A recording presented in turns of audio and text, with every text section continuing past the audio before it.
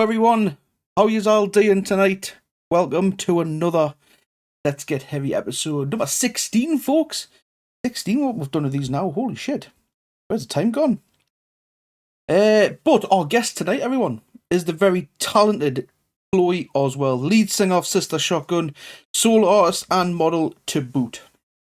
Now, we're stoked here to have the incredible journey. Speaking of Sister Shotgun, they recently just dropped a hot new single as well, Fin du Monde. I'm hoping I'm saying that correctly. We'll have to get that corrected if I'm not, but I'm sure it's Fin du Monde. But I can't stop jamming to it. It is a cracking good song. If you have heard it, or if you haven't heard it, it was just played literally seconds before I've just come on camera. So, without further ado, I'm going to stop waffling because we're here to see Chloe, not me. So, let's bring Chloe on, everybody. Are you ready to meet Chloe? Wait a second. Oh, Chloe, you're now live. Can everyone hear? I hope everyone can hear Chloe. Okay. Are we good? I think we're good. I think we are good. Amazing. Yes. Well, voice levels are coming through. Okay, so watch out. I think we're good. I think we are good to go.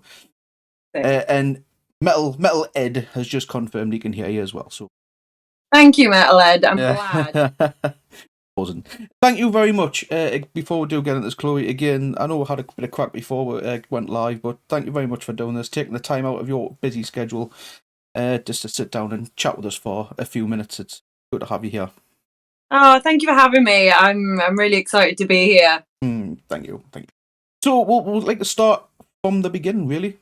What made you want to pursue music? Wow. I've been... long story. We've got to go back quite a bit. I started singing when I was like 7 years old.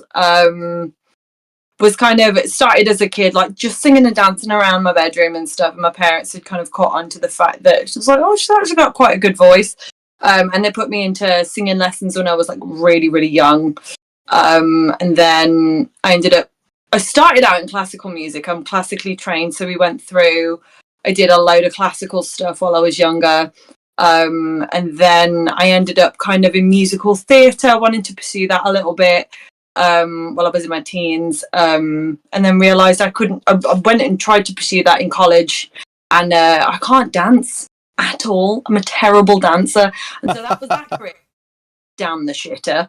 And then in college, I kind of moved tracks and decided I was just going to do music in college. And that's kind of my first introduction to kind of playing with other live musicians and like having a band behind me. And I was like, I really like this. I really enjoy being at the front of a band. And I was listening to a lot of like rock and heavy metal back then, but I was always kind of the mindset that my voice is too pop to ever do anything like that. So I never really did anything with it. And then I was like, no, that I really, really want to pursue trying to begin a rock band and kind of just see how it goes. And so I did. My first ever band was like this little pop punk band that was cute and it was fun, but wasn't really me. And then I ended up in Sister Shotgun, which is a whole other story of itself, but that's kind of how I found myself here. So when you say pop punk band, so would it be like covers like Sum 41, that kind of style, would you say? Yeah, kind of. I mean, they did original things. I came in as like, I think their third singer. So, I mean, at that point, like I hadn't written anything with them. I was just kind of singing all of like their old back catalogue and like we'd throw in a couple of stupid covers. We did a pop punk version of My Heart Will Go On by Celine Dion. That was a regular in the set. That was a fun one to do.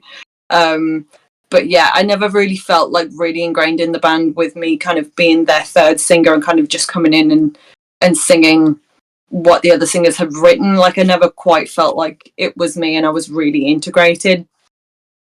So was that? So you just said was that recorded? Then my heart will go on out of curiosity, because I've only ever come across one band that's covered that, and that's Dragon Force. As far as I'm aware. Really? I think Dragon Force covered it. Someone please correct us if I'm wrong, but I'm sure Dragon Force covered it. But is your version out there? Can we find it and play it sometime? I think there is a version that exists unless somebody had recorded it on a phone. And we're talking like in the early 2000s, so I don't even know whether phones kind of had that capability to even. Oh wait, I'm with you. To really do that, but yeah, we never recorded it, but we always did it live, and it was always a really fun time. So how did you end up joining Shotgun? Did you already know the guys before, or was it like a joint thing that you knew this is what you wanted to do, or was it a kind of they were already together and you kind of like? I mean, this whole thing, I kind of found myself. Like I kind of fell into it. So Niall and I, who's our guitarist, big tall blonde guy. Yeah, I met him with yourself at Bloodstock. Lovely lad. Yeah, he is really sweet. Niall and I have known each other since we were like 17, 18. We went to college together. We were in a relationship at that point. And I just left the pop punk band. Because I wanted to pursue other things. And they, at that point in time, they were a cover band. So they were doing all of these like 80s, like Motley Crue, like AC/DC, Whitesnake kind of covers. And they hadn't found a singer yet. And I was like, oh, I'm looking for a band. You're looking for a singer. And I kept bugging them to audition because they were like, no, we want a male. I just kept like bugging them to come and audition me. And they finally did. And we had a great time. And then the next practice after that, we kind of just found ourselves writing some original stuff and kind of like changing course. And then that's kind of how Sister Shotgun started, was just that way, which is very strange. That shows an amazing judge of character for the pair of you, because you were in a relationship and, like you said, and to continue to work with each other as well. So that's absolutely amazing. You've remained good friends as well. So. Absolutely. That's absolutely brilliant. That absolutely brilliant. Really great friends, yeah. Excellent. I love that. So you can be still friends with people. Exactly. So, and then you've released a fantastic debut album, Fragments. Is that correct? Yes. Yes. And what an album it was. You've had quite a bit of success with that, reaching 27 in the US rock charts. Is that correct? I think 25. 25. Like it was crazy the traction that album got. Because it's one of those, like, you'll write something, you'll release it, you'll think it's good. And I was like, I love this album, I think it's amazing, but you never know how it's going to be received by anybody else.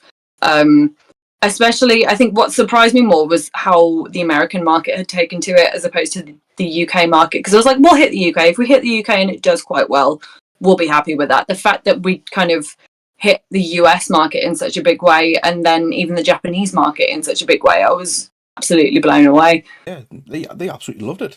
So congratulations on that. That's absolutely amazing. Quite a significant achievement. So how does the band's creative process differ from working with singles compared to albums, out of curiosity? Because you've released Fin du Monde. Mm-hmm. So how does it compare working on a full album to a single? The whole creative process was different anyway, because instead of with the album, we kind of worked with the producer. Like, we've written everything, but then we went and we worked with the producer to record and mix and master and everything. With the single, we kind of had been very self-contained, so we ended up self-producing and recording everything ourselves, and then sending it over to a couple of producers in the US who were good friends of mine, who were in a band called New Year's Day. Brandon Wolf and Jeremy Valentine, who mixed and mastered everything, sent that over to them. They sent it back. It sounded fantastic. So the whole process in general was just a very different process, where we're a lot more self-contained this time. So the name Fin du Monde, what does it mean? I'm assuming it's French. Translates to end of the world. End of the world, right? Yeah. Quite a dark song for you guys, is it? Yeah, kind of. I think when I was writing this song, it kind of felt like it felt like we were in the middle of an apocalypse just worldwide, and I was like, wow, this is crazy. Everything feels very dark, everything feels very apocalyptic right now. And so I kind of based the song around what was going on with the world. And so yeah, it is kind of dark, but also hopefully kind of hopeful. Of like, yeah, things are shit right now. Of course they are. But there's some hope. Keep pushing on, keep pushing forward. And I think that's the thing about me as a lyricist. Even with some of the songs on Fragments, they're very dark, and I went to some very dark places, kind of within writing those. But I always wanted to bring that message of hope and kind of be like, things are shit. Things are going to be shit for a while, but there's always light at the end of the tunnel, sort of thing. Yeah, there's always the light at the end of the tunnel. So will that eventually? Because I recall following you on Instagram, there'll not be any more singles released this year. Is that correct? Not this year, no. But I mean, we're working on the next single as we speak. So we're writing the next single as we speak. So we're kind of hoping that's going to be a release for January. If fingers crossed, if schedules align with people like producers and video directors and everything. So we're looking at kind of like January, February next year. And is that going to be spanned into a tie-up? Well, is it going to be just an EP, or is it going to be a full album? We don't know yet. We're actually just kind of taking this as it comes. I think we're kind of seeing where the market's going right now as far as music is concerned, and like how people are consuming music, and trying to kind of put out singles to maybe kind of have them be an EP or maybe have them be an album, kind of depending on it depends on a few things. It depends on our creativity, whether or not we can whack out enough songs and the creativity's there to put together a whole album, and B, whether there's going to be call for an album, whether people are going to want to consume it as an album. So I think there are a lot of factors kind of that we'll have to figure out kind of going through this process. But I think going through this process as it is now, it's nice for us because it doesn't feel like there's so much pressure on. We can kind of take our time putting things together, because the one thing about the album is it was such a rush, and we felt like we were on such a deadline that everything was like, the stress was so heightened that it's nice to be able to like take our time now. Yeah, that's like you say, the pressure's off. And you're independent. You're not signed. Is that correct? No, we are independent. You are independent. Have been signed before when we were doing Fragments. We were signed, but since then we've become completely independent. To be fair, a lot of bands are doing that now. A lot of bands aren't relying on labels or etc. Because then they put pressure on you, don't they? Because they expect a release, of course, don't they? So, not totally understand it. So where are we? So outside of Sister Shot, you've had some huge success as well, collaborating with a couple of bands. I believe the Dead Rabbits, and of course the Reap the Light. Is that correct? Yes. Yeah. And is there any more that I may have missed? No, not at the moment. Not as far as I know. Hopefully there will be more. One thing I'm really loving doing is collaborating with other artists and other bands right now. So, I'd love to get the chance to be able to do that more. But at the moment, those are the only two I've done. So, there's any bands currently watching live? Need a collaboration from a very talented female vocalist? Hit her up. Our links are in the chat. And send her a DM, email, etc. I'm looking at a couple of tickler names in chat. I know they are in bands. So how, when it comes to working on collaborations, how do they come about? Do you pursue them, or do they pursue yourself, or is it a relation, or is it like through the touring days? How did you meet the Dead Rabbits in the touring days, and you've kind of just you've vibed each other and you want to do a song together? Well, so Craig and I have known each other for quite a few years. And so it was kind of like, he's always known that I've been in a band. You know, he's followed what we've been doing as Sister Shotgun. And we talked about it quite a bit. But it was one of those, like, you talk about this kind of stuff with someone and you never think it's going to come to fruition. And when this did come about, like, he and I hadn't spoken in probably about 1.5 years, 2 years, which is fine because, you know, it's one of those things. People are busy with their own lives and whatever. I think it must have been about 2021.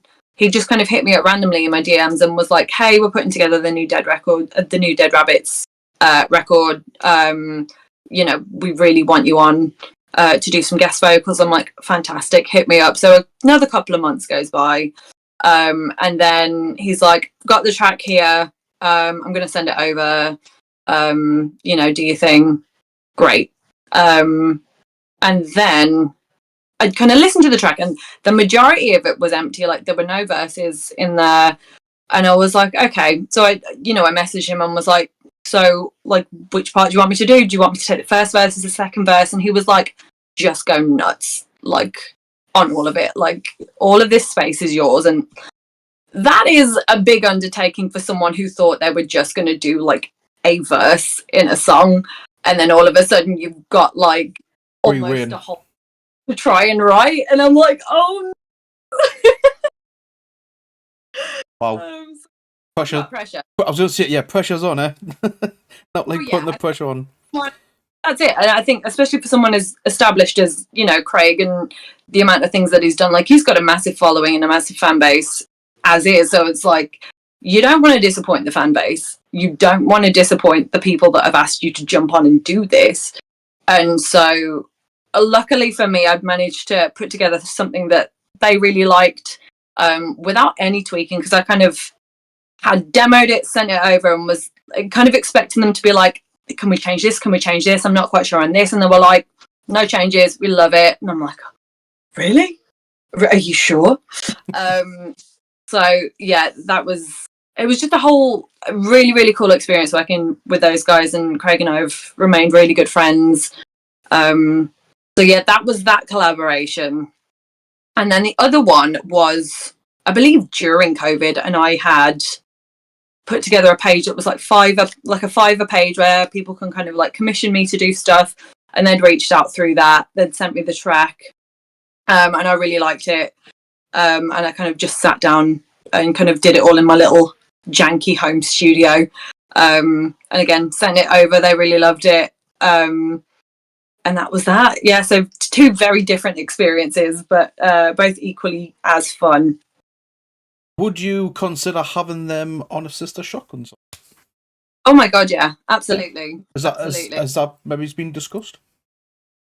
It hasn't been discussed, but it's something that may be discussed in the near future, because our paths might cross again in the near future. But I'm not going to say anything more about that. She's not giving too much away, folks. She's not giving too much. Yeah, I know.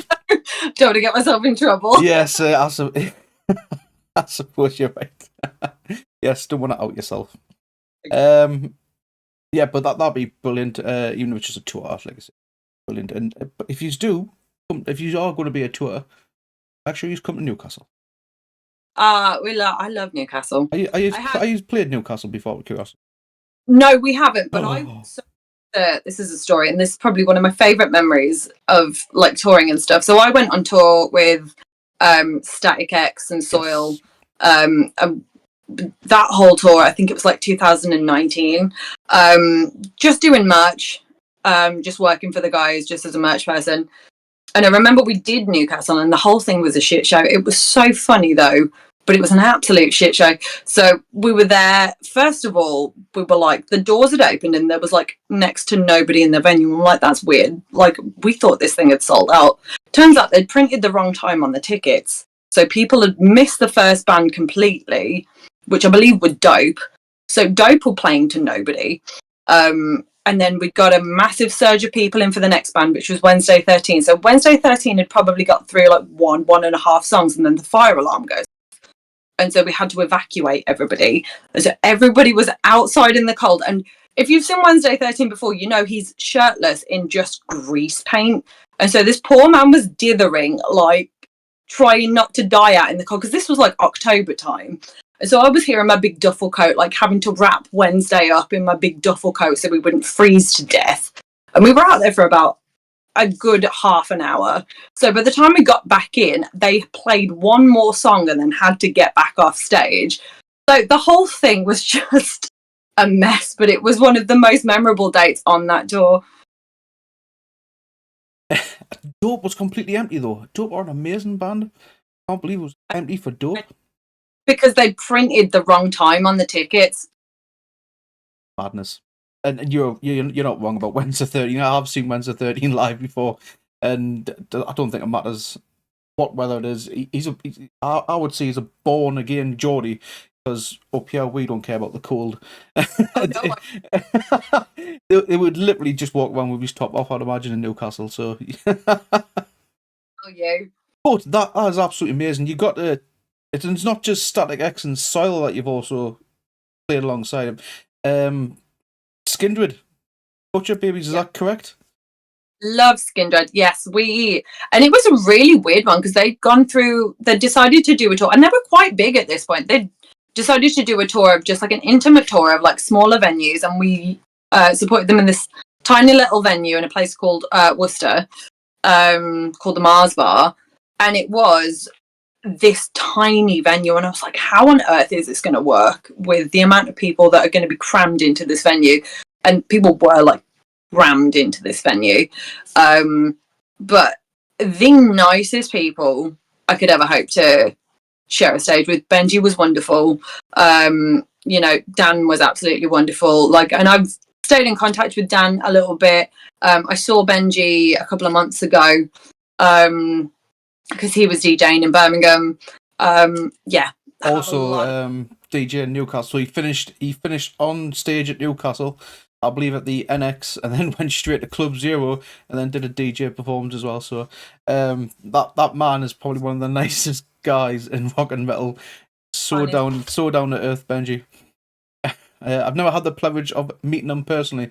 Hopefully one day, but yeah. Like, he is one of the nicest people you will ever meet. One of the nicest men in the industry. He's an absolute gent, from what I can tell. So, obviously, I understand if you can't answer, but playing with Static X. Yes. Did you see Zero without the mask? I did. You did. Are you allowed to mention who it is? You have to sign a non-disclosure agreement that you can't give the identity away. I am sworn to secrecy. Damn it!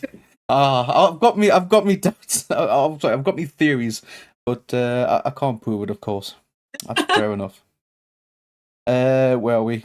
So yeah, amazing that you've played with so many amazing musicians as well, bands as well, and you've also played Bloodstock. Yes. Bloodstock 22, which is where we met.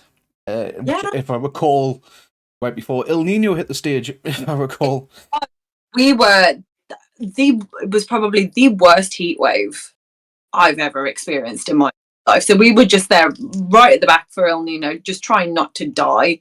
We'd got this tiny little handheld fan that we were like passing around all of us so we weren't getting heat stroke. It was horrendous. My poor wife, she was struggling as well, and I got one of them little fans as well, like squirt like a little bit of water on the face, and I remember getting it, and the look, sheer joy in her face was absolutely unreal. But yeah, we I think the last day I was like, I can't stand in this heat anymore. We just went and sat in the tent, and like I said, we've seen El Nino, and I was like, Chloe, that's Sister Shotgun, and then I was like, no, I can't say hello. So how was your experience playing on the Sophie Lancaster stage at Blood? Absolutely incredible. Probably one of my personal highlights in my life ever. You know, Bloodstock has been, since we started the band, Bloodstock has been one of those things that we've always wanted to do. It was like, if we get to Bloodstock, like, we'd be so happy. And we know that our career is kind of like on the right track. The whole day, like, it felt so surreal. kind of going in and sound checking and all of that lot, having the dressing rooms and whatnot. And when we went into sound check, the boys were crapping themselves. They were so nervous. I was so weirdly calm throughout it all. I was like, this feels good. Like, it feels great. But again, I think it felt like the pressure wasn't on so much because I don't think we expected the turnout that we got at all. None of us did. 11 a.m. and that tent was almost packed. It was crazy, and we were like, it's 11 a.m, it's a Saturday, people are going to be hungover, they're not going to want to be getting up at stupid o'clock to go and see a band at 11 a.m. Like, so we're like, if the tent is half full, we'll be super happy about it, like, we'll call that a success.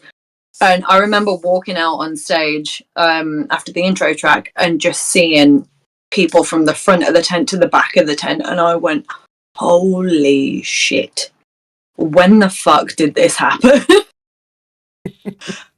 Like I say, it was an absolute cracking turnout. And you guys absolutely smashed that set. Thank you so much. It was great because, again, as a musician, you really appreciate when the sound techs are doing their job right. Like, I could hear what I'm doing. I can hear the boys. It was all good. The only thing that went wrong during that set, and I don't know if anybody caught it, and I think people probably did, but I was going for a headbang too hard, and then my knee popped out, and I fucked my knee. Like, it was about 3 songs into the set, I'd completely fucked up my knee and was like limping around the stage the rest of the time. Was that quite early on as well, was it? Yeah. And so I was like, there was a point where I was like, am I just going to have to sit on the drum riser for like the rest of the set? Because I don't think I can actually put any weight on this foot right now.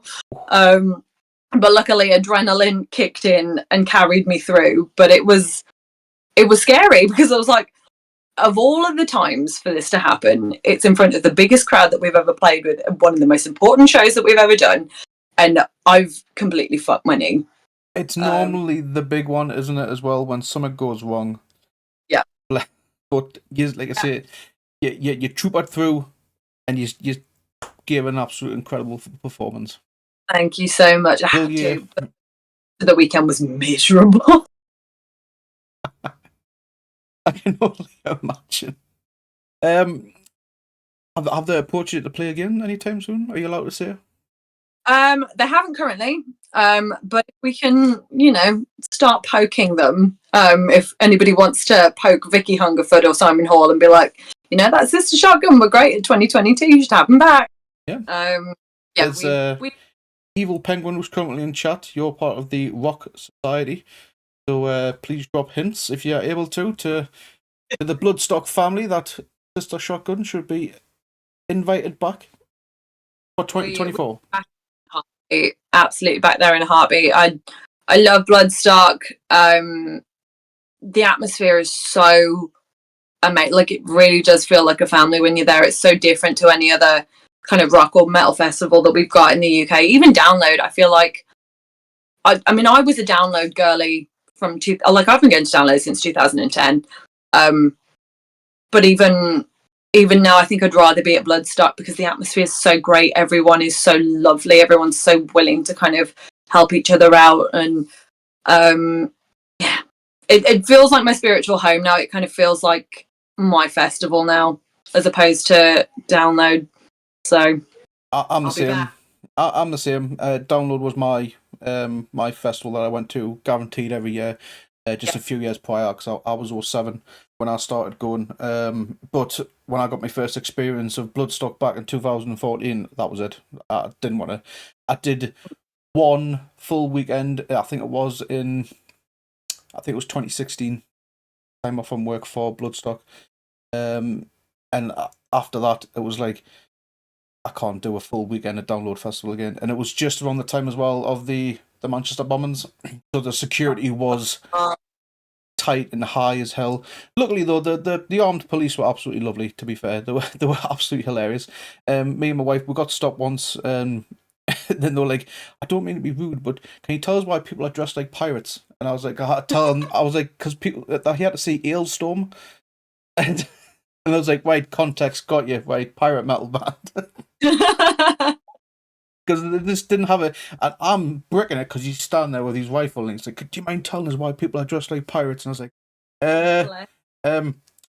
I thought he had to see Hailstorm yesterday. But after that, they were absolutely funny. It's so funny though, like seeing non-alternative people in alternative spaces because they get so weirded out by some of this stuff. And it's like, no, you have to. And like, there's this whole thing. Like, we're not just weirdos. Like, this is a fun. Like, but just trying to explain that to people who aren't in the alternative community is absolutely hilarious. To be fair, the officers, they had a good time as well, because we actually saw them officers quite a few times throughout the course of the weekend, and someone was dressed in like a unicorn onesie. Love that. Had the hood up and everything, had the horn. It was like, it had a little rainbow tail and stuff like that. And the next thing I know, I'm walking past and one of the officers is on his back, and he's giving him a piggyback, just running around with the officer on his back. So that was in kinks. So the officers, they're just having as good a time as what we were as well. So I love that. Absolutely mint. But yeah, unfortunately, unless it's got to be a mind-blowing lineup to get me back to Download Festival. And because again, I do love Download, but they are recycling the same headliners. They're recycling the same bands over and over again. Like, there is no reason that I should have seen Iron Maiden headline 3 times. Like, there is no reason that I should have seen Slipknot headline 4 times. And don't get me wrong, I love both of those bands, but when you go to a festival over and over again, I shouldn't be seeing the same bands headlining. Yeah. I think this was like the one when they've kind of given someone an opportunity, because obviously it was an anniversary for them, but they give, although I'm not a massive fan of Bring Me the Horizon, but they give someone a shot. Do you know what I mean? And that is what I love about the Bloodstock Festival, because my first Bloodstock Trivium had been given a UK headline. At Parkway Drive have also had that experience. Killswitch Engage this year. Oh, they were amazing. They were indeed my all-time favourite band. So to see them headlining was just incredible. And they were on top form as well. Jesse's voice was just insane. Absolutely. I wouldn't say there's a debate, but we'll get your opinion. Who do you prefer singer-wise, Jesse or Howard? Do this to me, please. I love Howard's voice. Like, he will always, I think, to me, be my favourite out of the two, but I don't think I can really compare the two. Like, they both bring such different aspects to Killswitch. But one thing I will say is Jesse really does carry off what Howard would do really well live. Now, like, all of the songs that Howard had written and recorded, like, the way Jesse sings it is still just as great as when I've seen them with Howard. I love both of them. I just think, to my ear, my voice, rewind, try that again. To my ear kind of prefers Howard's voice. I think he's got such a gorgeous, almost classical element to his voice that I've not really heard before. But again, I absolutely love Jesse. I think he brings a lot to Killswitch, and with him being the original Killswitch singer, I think it was easy for him to get back into that. But I love them both, and if I had to choose, gun to my head, it would be Howard. Fair enough. I'd say I'm an OG guy, and I prefer Jesse personally. But that's not saying I don't like Howard. Howard is a fantastic guy, frontman as well. Powerful vocals, you know what I mean? It's absolutely insane. But personally, what I would like to see, and I've said this a few times, is that I would like Howard to rejoin the band, and it's Jesse and Howard as a duo. Now, that would be amazing. I've said that a few times. I pay a lot of money to see that. Even if it was just for a tour, I pay a lot of money to see that happen. I think they would work very well. They would bounce off each other. And, you know what I mean? At least, and they're not going to tie themselves up, because they'll be getting on a bit age-wise. Do you know what I mean? Give them a bit of a breather from time to time. But yeah, like I said, I think that'll be an absolute amazing, if they could, even for one album and one tour, I'd be happy if they can do that. Just think, and it's like basically just telling people to take your money, really, and it's just for me anyway. It would be for me anyway. It's just like, he has me bank card, just take what you need. Take my money. Just take what you need. Whatever you want, just take it. So has Download queried to play for? Has asked you to play for Sister Shotgun? No. Yeah, that's one that we're still waiting for. Again, if anybody wants to poke Download for us and be like, you should probably book that band Sister Shotgun, then please do. But not currently. It is definitely one of those that we would absolutely die to play. But I think they've become such a big festival now that they've almost not got the edge that Bloodstock does as far as like their smaller and more independent bands, as they're trying to shoot for like the bigger bands, which I get. You know, you're a bigger festival, you're more commercial of a festival, but yeah, not yet. But fingers crossed, next year, next couple of years, we'll be on the bill. We are, definitely. We are. Speaking on Download, you did the Download reboot as well, didn't you? Yes. How was that?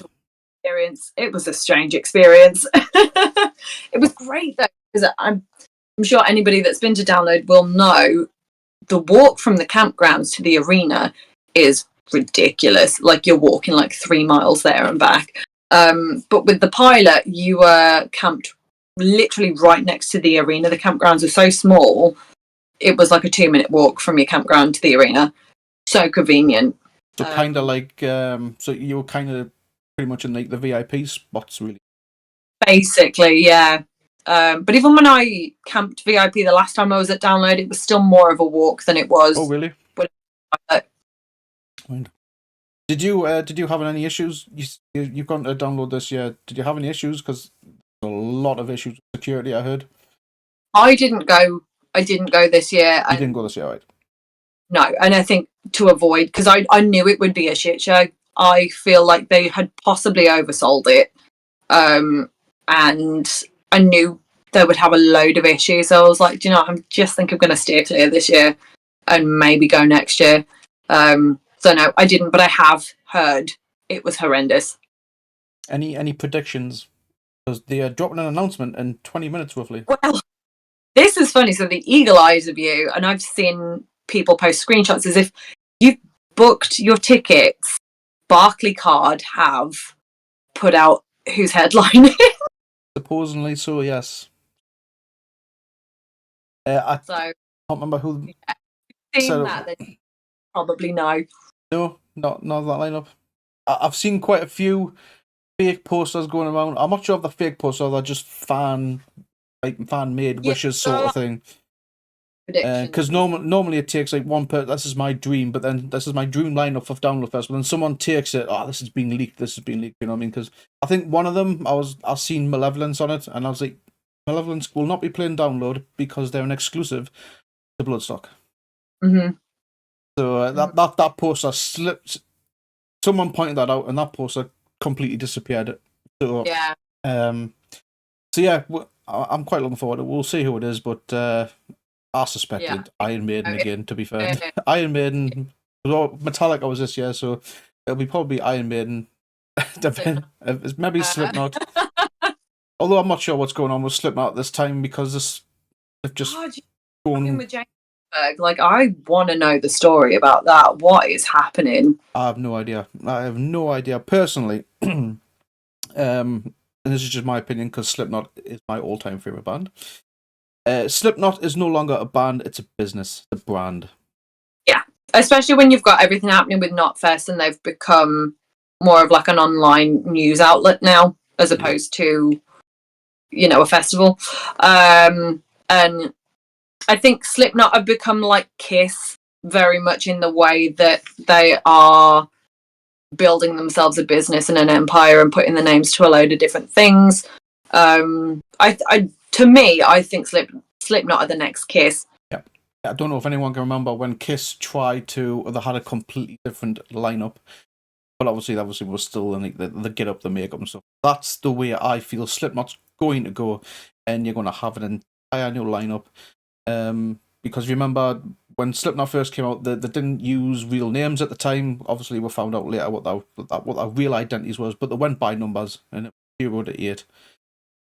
wore masks so that way you never really know who's truly behind the mask. And Corey Taylor's even said that he hasn't got much left longer to do this.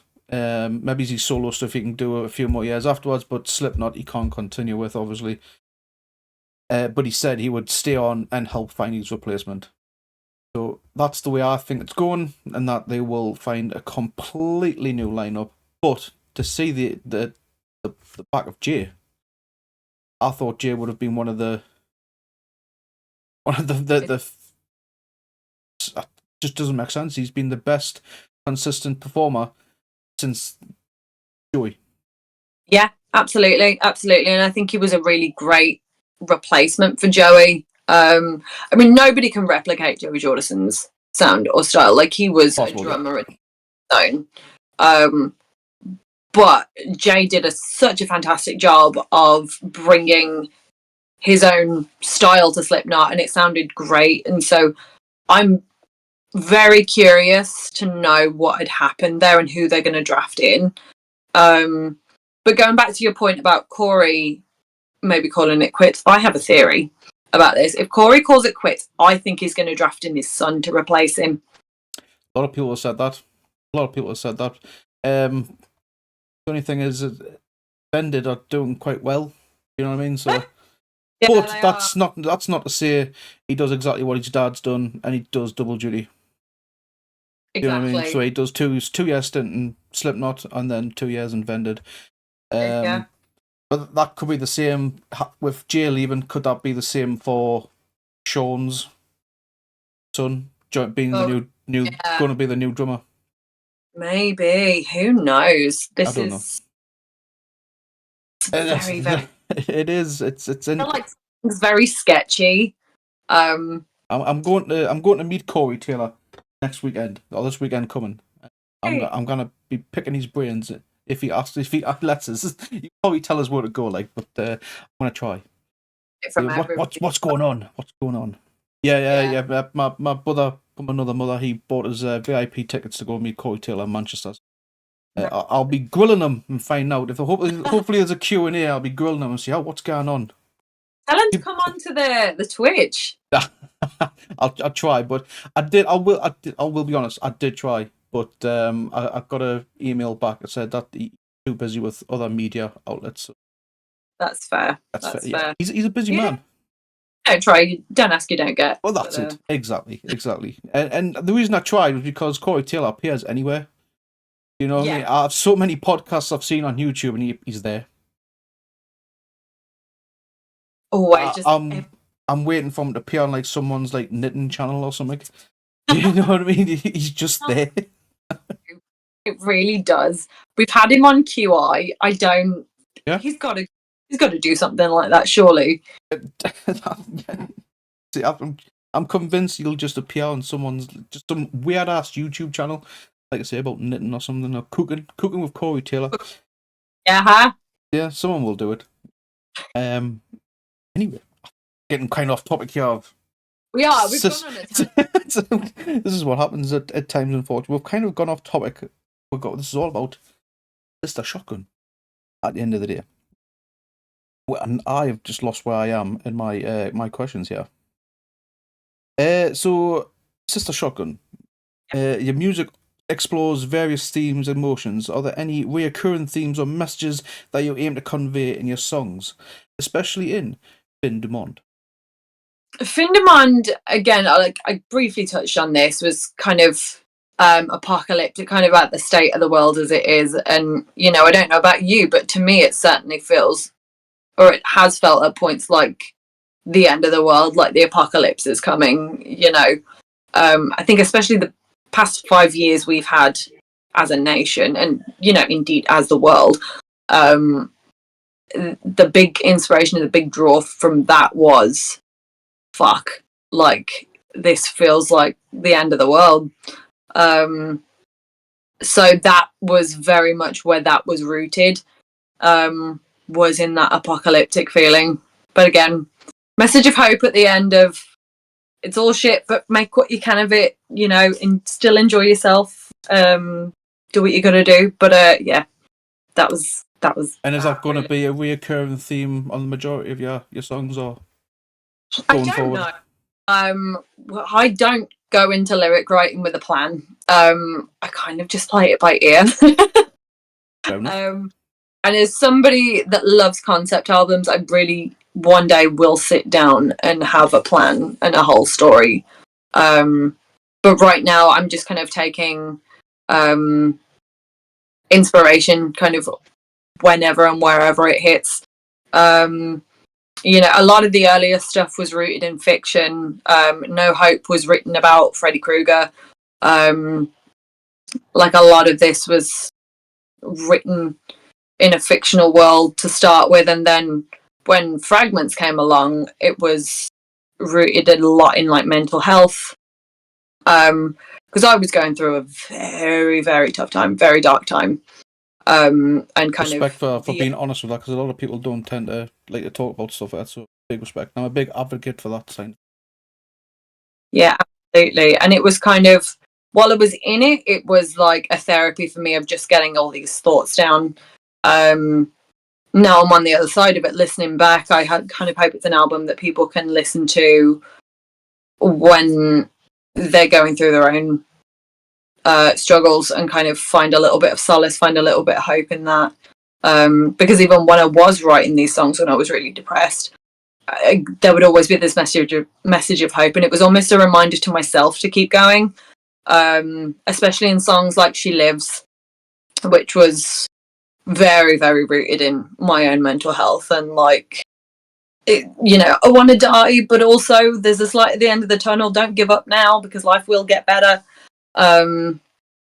So that's very much where my head was at with that. And then with this new stuff, I don't know where it's going to take. It could take a lot of different forms. I could go back into like writing more fictionally again, which is something I've been thinking about a lot since I did Fin Demand, and kind of creating like these little stories and these little worlds again. Now that I'm in a better like mental health space, I don't feel like I really have too much more to say on that now. So I might go back into writing more fictionally, but we never know. I never know. We'll see what hits when we're writing, but that's kind of where my head's at with it at the moment. And do you feel as if writing those lyrics down and singing them, do you feel as if they've helped you through that struggle, or that period in time? Yeah, absolutely. It's, you know, I'm a big advocate for just kind of saying how you feel, and kind of whatever you're feeling, just getting it out so it's not bottled up, because the worst thing, in my opinion, that you can do is bottle these feelings up.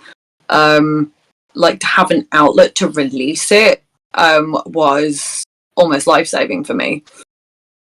So yeah, absolutely, it was something to focus on and to put my energy into that wasn't depression. We're a big advocate on that as well. So kind of going off on a bit of a little side tangent here, but we obviously, as you know, we do like music streams here, and every stream we end, and I know what metalheads meant to be dirty metalheads, blah blah blah, but we end every stream on S Club 7 Reach for the Stars. Hell yes. Every stream we end, before we close, we end on Reach for the Stars. And the reason we end on that song is just for the simple opening to say, when your world leaves you feeling blue, I'll be there for you, blah blah blah. And it's basically, we tell everyone to never be silent, reach out. It doesn't matter who it is. It doesn't have to be me personally. It could be a friend, co-worker, just someone. Just please never be silent, and just somebody.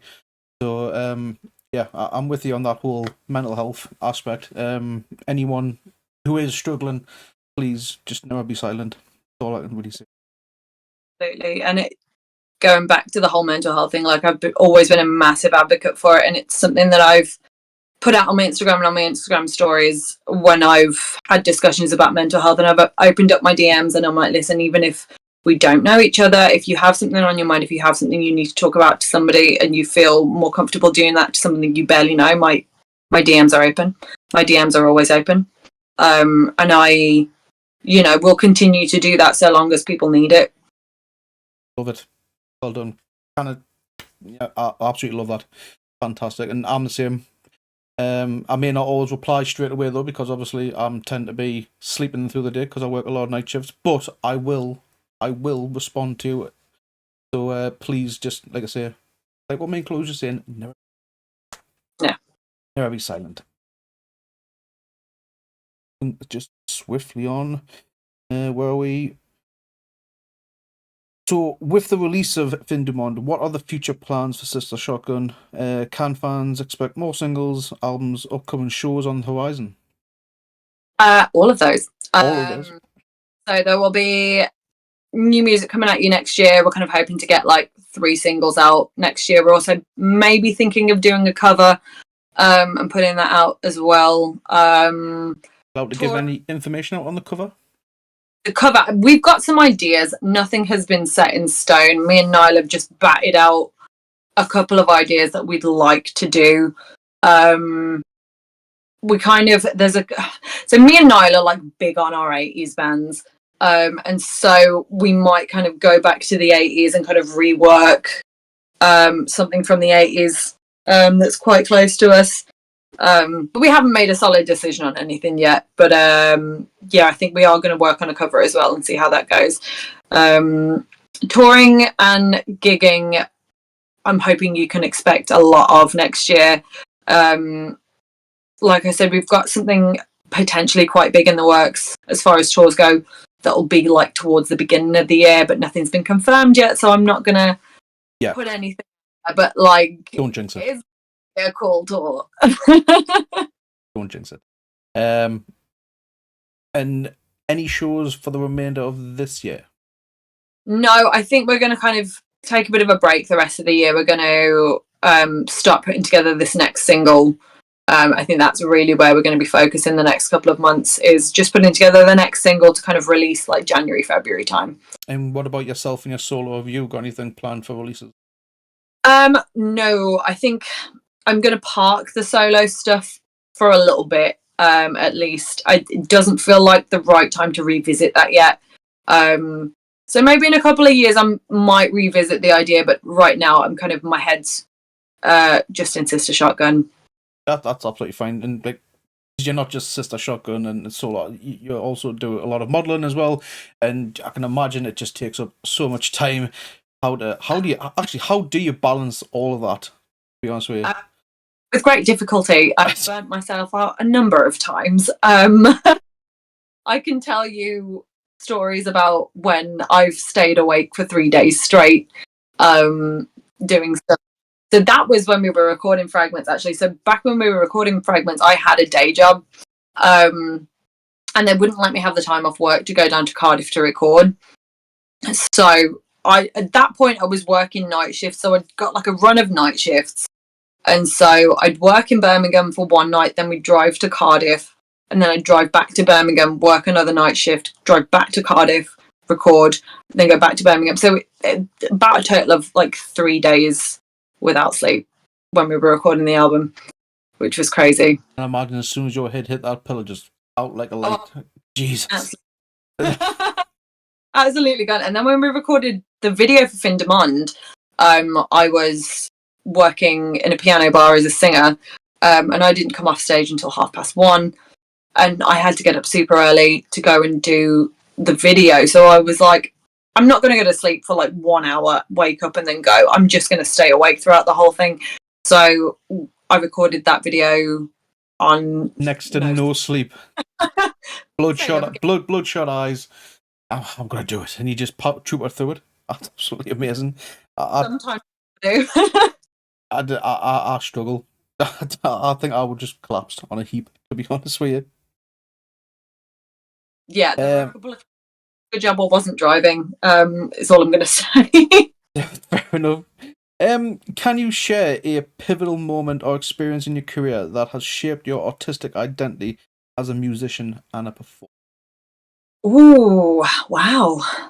That's a very big question. Because I feel like I have them every so often, and like things will start to change and pivot every so often, and they're often quite small things. I think Bloodstock was a big one, because Bloodstock was a bit of a wake-up call for all of us to kind of get our asses in gear and get this new stuff out. And it was a big bit of motivation for all of us.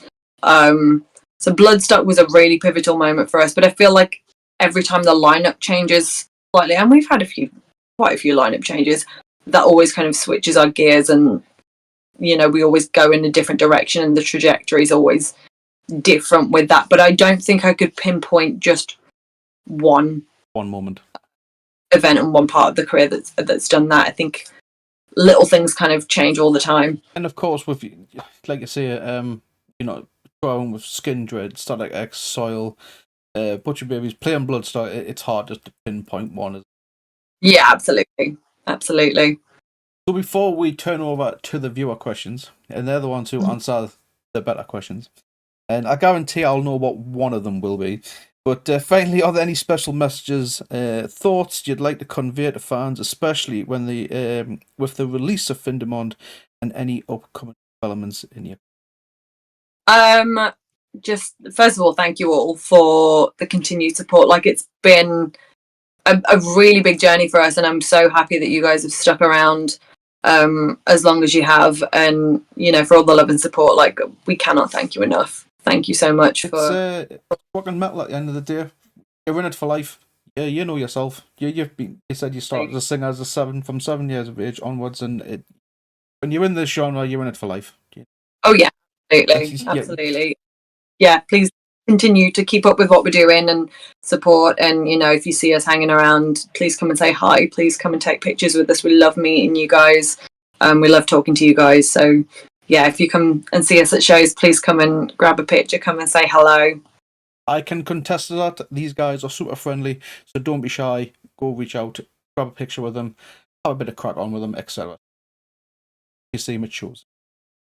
So we're going to pass it over to the viewers in chat. You can use the command with Ask a Band a Question, please.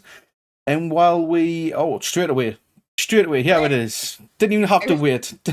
So I expected this one. We are obviously... I'm from Newcastle. So what's your Greg's order? My Greg's order? Ooh. So when I was working in retail, I used to get Greg's a lot, and it did change a lot. I used to go with the pepperoni pizza. Occasionally I'd have a sausage roll, but I'd usually go for breakfast and I'd have the sausage and bacon bap with tomato sauce. And then at Christmas time, when they used to do the pigs in blankets, I would just get like a tub of pigs in blankets. I know it is coming. If they haven't been released yet, the festive bakes are coming as well. Ooh. Just a Greg's order. Is that all we've got for Chloe? Wow. Come on. Just Greg's order. Just nice. Just nice. While we're waiting, they're probably typing. So while we're waiting, because I was going to ask, what's your thoughts on the whole Spotify thing? I don't know if you've heard about it, whether I'm not going to be paying smaller bands, independent artists. I'm scared. Honestly, I'm really scared about how us as independent artists and musicians are even going to make any money. It kind of feels like, unless you're one of Spotify's big earners, they're basically trying to, you know, get you off the app and kind of be like, well, you're getting absolutely fuck all money from us. And this is the thing with the way that the industry is changing, and artists in general, like, we're losing out on a lot of money. And we're having to make a lot back through touring now and merchandise and stuff like that. But even that's a struggle now because of percentage sales. I mean, it's always been a thing where venues take cuts off of bands, but and there's I can't remember the name of the site, but there's a site basically where it gives you a list of venues throughout the country that don't take cut. I'll have to find out the website and make it known within the Discord and publicly online and stuff. But there's a list of venues throughout the country that will take 0% fees for merch, which is absolutely fantastic. Really, the only big problem are the O2 venues. they're the ones really screwing bands over. Yeah. So I know quite a few of my friends in bands will just refuse to sell their merch if they're playing a note. So if you are coming to Newcastle for going off the venues that I've known, I don't think little buildings in Newcastle take a percentage. I know Downcast Studios, which is where we hold our Get Heavy Fest. They don't take any fees for merch, etc. Trillions, I don't think neither. There's at least 3. So if you are planning to come to Newcastle with Sister Shotgun, 3 venues there that are not going to take any merch cuts from you. Awesome, we love that. We're all about, like I say, putting as much money into the bands as possible. So that's why I've actually contemplated cancelling my Spotify account. I'm personally, be honest with you, because if my money's not going to smaller bars, then why am I paying for it? Yeah, so, exactly. I think in the future, I'll just be reaching out to either bands directly or going through Bandcamp. Yeah. And that's the only way I know where my money's going to go at the end of the day. Then that's what I'll be doing. I've had another question though from Treacle Truffle. What's the most important advice being given as a vocalist? As a vocalist, that's really interesting. My memory is terrible, so if you ask me to recall anything, I'm going to be here for a while to try and think about it. Again, ADHD brain, my memory isn't what it used to be. And most important advice I've been given as a vocalist: take things down if you need to, in terms of like keys and stuff. Like especially when you're touring, and like I say, I used to work in a piano bar, and I used to be singing 3 hours a night, 4 nights a week, and I would try and do everything at full pelt at like the highest part of my range, and I would always burn myself out kind of like right at the end, and I'm like, why am I like this? And people are like, just take it down like a semitone or something. And every time I did, it was so much better, so much easier. Sometimes you've just got to not let pride get in your way and like ego get in your way when you're a vocalist, because I think sometimes the temptation is to like really want to show off. And we all have it as vocalists. You know, if you're a vocalist, you get what I mean when you really want to show off what you can do. But sometimes it's just really stupid to do so, and you just need to take things down. Taking it down, is it less stressful on the voice as well? Is it? Yeah. Also, invest in a good pair of in-ear monitors when you can.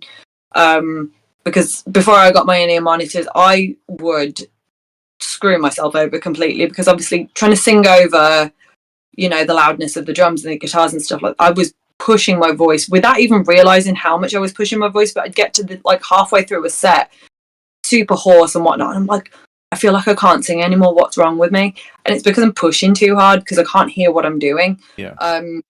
But as soon as I got my in-ear monitors and I could hear what I was doing, I wasn't pushing nearly as hard. Everything was super on point, and it just was a breeze to sing. So yeah, those are my two little tips. There we go. And we've got anything else? Anything else for Chloe before we end it? Everyone's very shy tonight. What's going on? Don't be shy. What's going on? Very, very shy. Not like these. Normally you can't shut them up. Love that. I'll probably get ridiculed for this afterwards. But no. Oh. What's this? Oh wait, no. That's just someone's just saying good times. It has been good times. It has.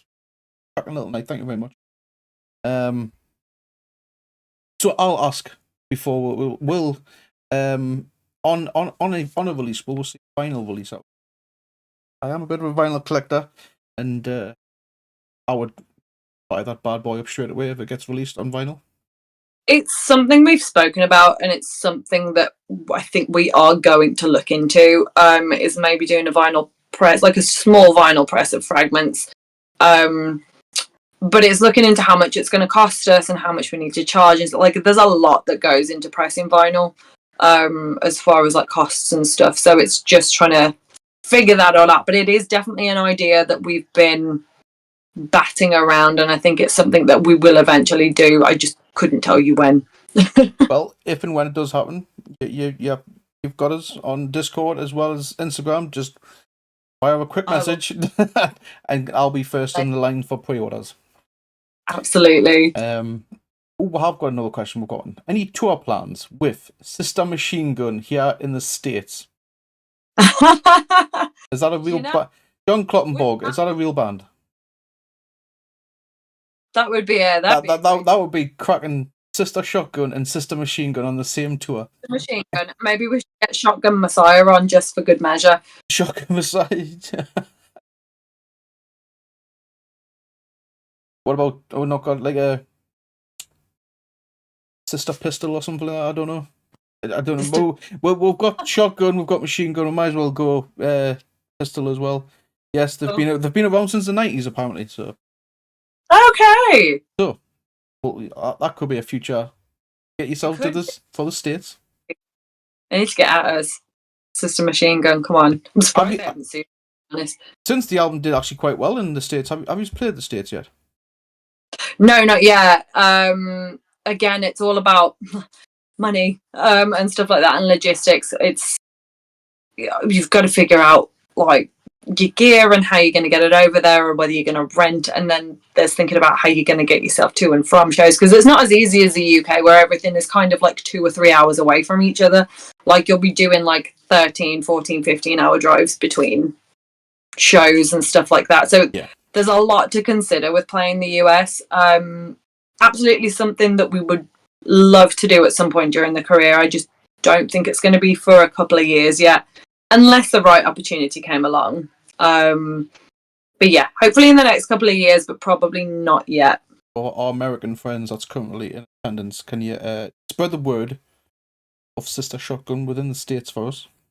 Please. And get the high demand. If we get high demand, then they might be able to get. Absolutely. Needs to be done. It does. Well, I think we'll end there. I think actually the Download Festival announcements have done. It should have been. Should we have a look before we end? Barclay Card was right. Barclay Card was right. They were. So, oh no, we're there. I haven't put anything on the Instagram. I'm going to have to go and check on that. Whether it's because Barclay Card had accidentally leaked it, I bet they're going through a PR nightmare at the moment. Babies. I haven't had I'm interested. I'm very intrigued. I'm going to have a quick little search before we head off. Download Festival. So I'm just bringing it up on my phone. Yeah, let's have a look. Have a quick deep.